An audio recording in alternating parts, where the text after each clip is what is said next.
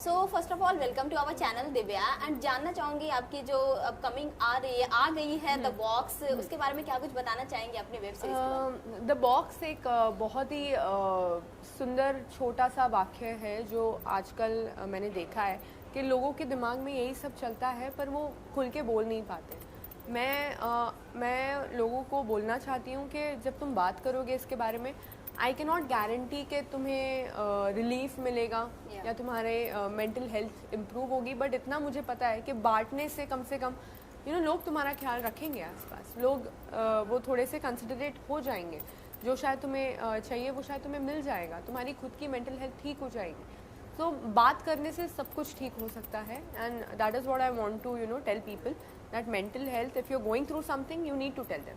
या जिस तरह से आपने ये मेंटल हेल्थ पे अपनी आवाज उठाई है और अपने खुद अपने आप से ही ये कैरेक्टर को निभाया है, कितना डिफिकल्ट रहा आपके लिए ये कैरेक्टर? जब मैं ये शूट कर रही थी, एक तो ऐसा पहली बार था कि वो पूरा सेट मैंने खड़ा किया था एज अ प्रोड्यूसर, तो it was a very overwhelming situation for me.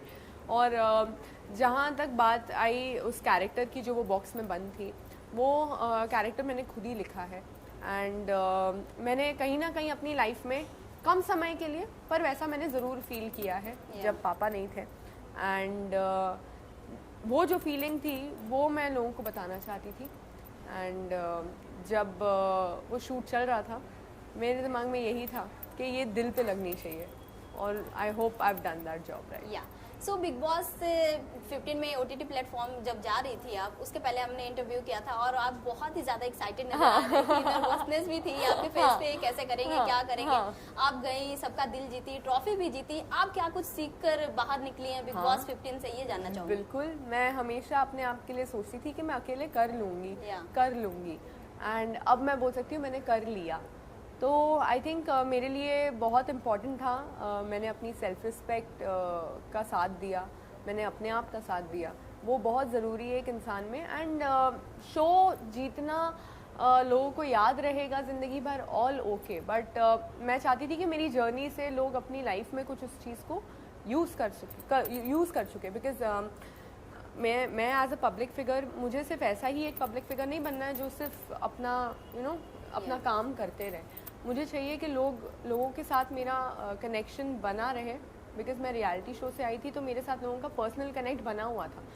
तो वो पर्सनल कनेक्ट मेरे लिए एक रिस्पॉन्सिबिलिटी है कि मेरे थ्रू लोगों को कुछ ना कुछ तो सीखने मिले कि अगर ये दिव्या कर सकती तो मैं भी कर सकता हूँ या मैं भी कर सकती हूँ।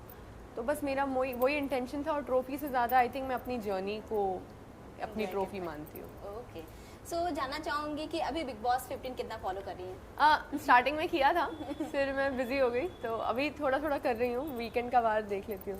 ओके, सबसे इंटरेस्टिंग पीपल कौन लग रहा है आपको? मुझे इंटरेस्टिंग करण, जय, तेजस्वी, विशाल, निशांत, ये 5 मेरे फेवरेट्स हैं एंड मुझे मेरे हिसाब से ये टॉप 5 मुझे लगते हैं।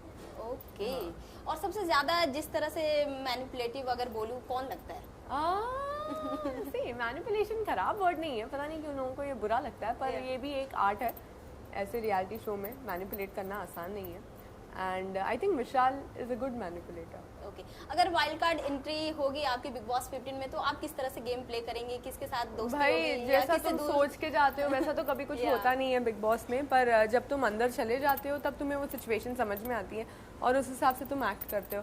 तो मेरी कोई स्ट्रैटेजी पिछले OTT में खाली एक ही स्ट्रैटेजी थी कि मैं अंदर जाते ही मैं अपने बारे में इतनी बात करूंगी ना कि लोग परेशान हो जाए फिर मैं और किसी के बारे में तो बात नहीं कर सकती, मैं बर्तनों पे लड़ नहीं सकती, तो मैं अपने बारे में इतना बोलूँगी ना, या तो लोग बहुत पसंद करेंगे या डर जाएंगे या चिढ़ जाएंगे।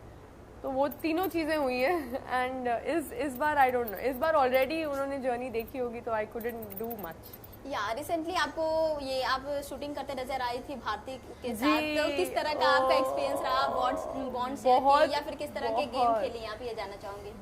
बहुत मज़ा आया। ऐसा लगा बचपन की कोई बहुत ही बड़े रिच फैमिली की बर्थडे पार्टी थी और हम सब गए थे वो बर्थडे पार्टी में जो इतना बड़ा सेटअप लगा हुआ था एंड इट वाज लाइक कोई रिस्ट्रिक्शन नहीं, जो बोलना है बोलो, जैसे खेलना है खेलो, गिरते पड़ते रहो। I think it was fun and Varun के फ्रेंड्स के साथ मैंने अपना आधे से ज़्यादा दिन बिताया, so it was very amazing. So किस तरह से बॉन्ड शेयर करती हैं आप भारती के साथ? भारती बीइंग अ पंजाबी, जब मेरी उनसे बात हुई मेरी उनसे पहली बार मुलाकात ही OTT में हुई थी, और वहाँ से आने के बाद जब उन्होंने मुझे उनसे बात की एंड उन्होंने ये शो के बारे में बताया, तो मैंने फट से हाँ बोल दिया। And the way she was talking it felt so homely.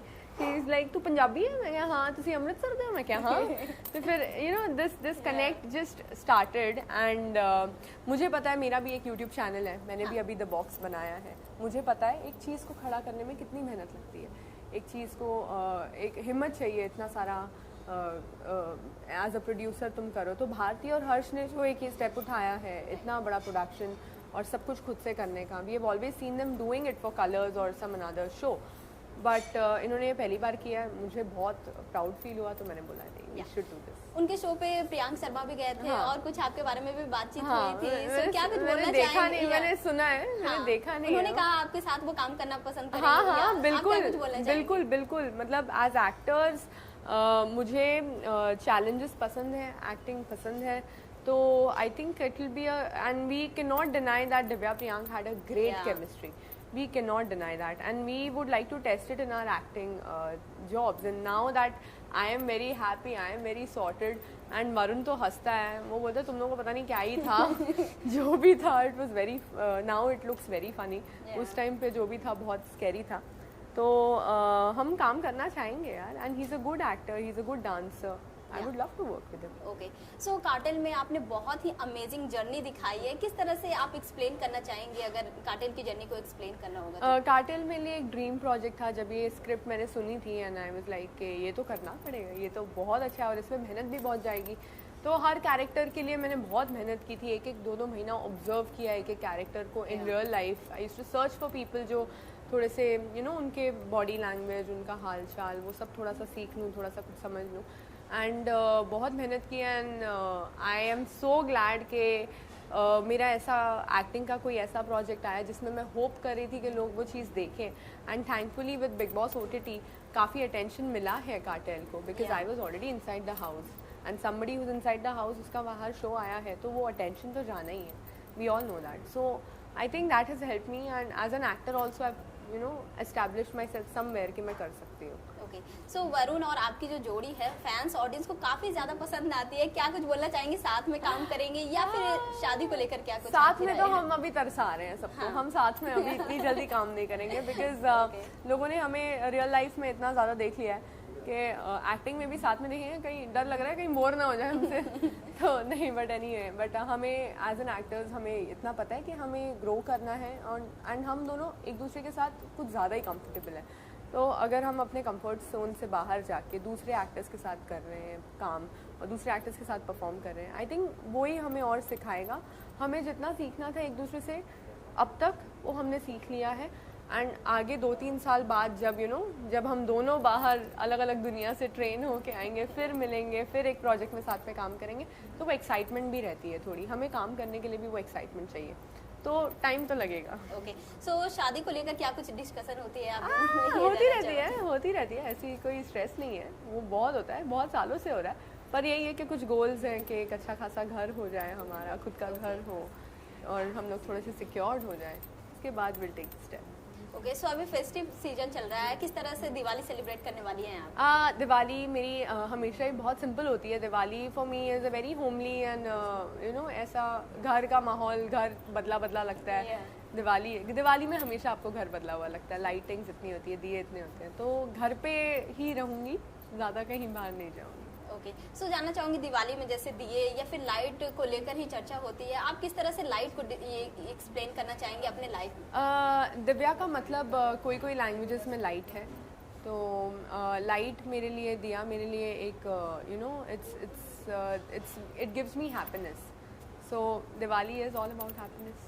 Okay, and lastly क्या कुछ ऑडियंस को मैसेज देना चाहेंगी आप दिवाली? ऑडियंसेस के लिए मैं यही कहना चाहूँगी, हैप्पी दिवाली एवरीबॉडी, एंड आप लोग प्लीज़ सेफ रहिए, प्लीज़ पटाखे ना फोड़िए, एंड डॉग्स होते हैं स्ट्रीट्स में, वो बहुत डर जाते हैं, सो आप वो मत करिए। पोल्यूशन भी हो रहा है, क्यों करना है? घर पे मिठाइयाँ खाओ अच्छे से, वेट की टेंशन ना लो, अच्छे से मिठाइयाँ खाओ।